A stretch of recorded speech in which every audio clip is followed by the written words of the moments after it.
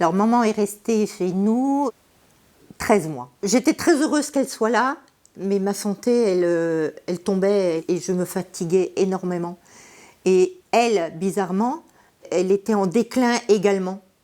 Et puis il y a eu le jour où maman avait une infection urinaire. Donc elle a été hospitalisée. Et là, le docteur m'a dit, il ne faut pas qu'elle revienne chez vous. Faut pas qu'elle revienne chez vous. Et là, ça a été pour moi, mais ça a été un déchirement, un échec total. Je ne voulais pas l'accepter. C'était qu'est-ce que tu n'as pas fait pour en arriver là? Parce que dans ma tête, maman vivait chez moi jusqu'à la fin de ses jours. Donc j'avais un EHPAD, pas très loin de chez moi. Et j'ai dit, bon, bah, je vais déjà commencer par aller là-bas et puis après on verra. Et là, on en était au point, il faut l'annoncer à maman. Donc là, franchement, panique. Hein. J'ai pris contact avec l'assistante sociale de l'hôpital où elle était. Et je lui ai dit, écoutez, j'ai besoin de vous. Il faut que vous m'aidiez. Elle a même mis le médecin dans la boucle.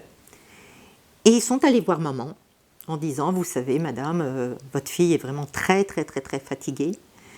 Est-ce que vous n'avez pas envisagé un jour d'être accueillie dans un établissement où vous seriez vraiment chez vous et entourée? Je suis allée voir maman à l'hôpital, comme j'y allais tous les jours.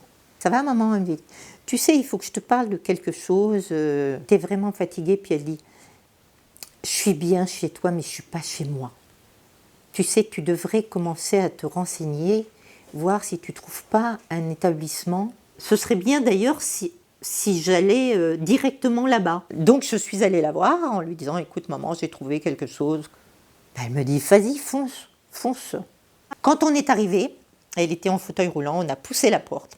Et elle a dit, ah, c'est comme si j'étais chez moi.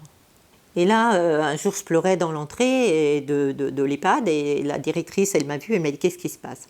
Et là, elle m'a parlé longtemps et c'est elle qui m'a rappelé. 3. Il faut 3 pour un trépied. Le patient, le médical et la famille. Vous ne pourrez jamais remplacer le médical. Le médical ne pourra jamais vous remplacer. Donc il faut qu'on travaille à 3. Et ça va beaucoup mieux. Elle s'y est très bien fait. Ben, je peux vous assurer qu'aujourd'hui, elle est sur la pente qui remonte.